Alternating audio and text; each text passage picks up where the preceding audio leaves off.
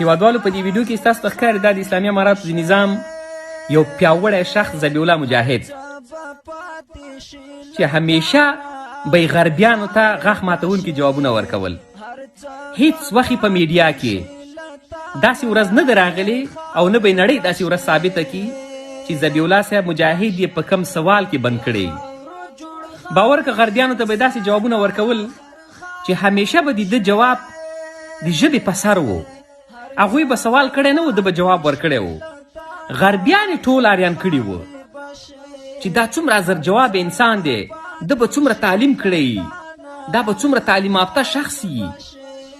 ټوله نړۍ ته یې په میډیا کې ماتې ورکړې وه.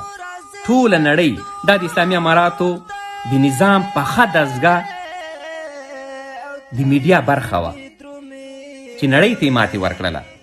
هیوادوالو په دې کې څو پیغامونه دي. اول پیغام هغه غرب ته لاړ افغانان چې هغه همیشه د اسلامي اماراتو نظام د تخریب دپاره لګیا دي. تاسو وګورئ وی په ښځو باندې پابندي لګولې، ښځو ته حق حقوق نه ورکوي، ښځو باندې چادري په زور په سر کړي ده، خلکو ته ماسک اچوي، ګیرې خلکو باندې پرېږدي چې ګیرې دې ولې کلي کړي. په دغه ویډیو کې تاسو ته ښکاري، په دې نندارتون کې تاسو ته ښکاري چې ذبیح الله مجاهد سره څومره ښځې شاوخوا ولاړې دي، عکسونه ورسره اخلي، د خندا او مرکې ورسره کوي.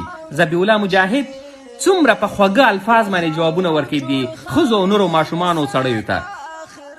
دې افغانانو ته څومره ښکلي جوابونه ورکوي. تاسو یې وګورئ درته ښکاري. او ګیرې یې وګورئ چې د چا ګیره شته هېچا نشته. کم یې موږ او تاسو خورګانې ورته وایي چې ذبیح الله صاحب مجاهد چی اخلي کور ته ځان سره ویسي. سودا یې هم تنې وکړله مګر مخ یې پټ نه و. هیوادوالو مشران مو هیواد ته ژمن دي، هیواد مو نور جوړیږي، هیواد مو نور د نړۍ سره سیال کیږي. د پردیو لمسون نه تیر شئ، د پردیو په لمسون خپل هیواد نور مه ورانوئ. دا هیواد د مور حیثیت لري، مور سره خیانت نور مه کوئ. راځئ هیوادوالو دا هیواد نور په خپله جوړ کړو. د پردیو د احتیاج نه ځان هغه وخت موږ او تاسو خلاصولی شو چې دا هیواد د نړۍ سره سیال کړو. هیوادوالو دا پیغام دا سره شیر کړئ.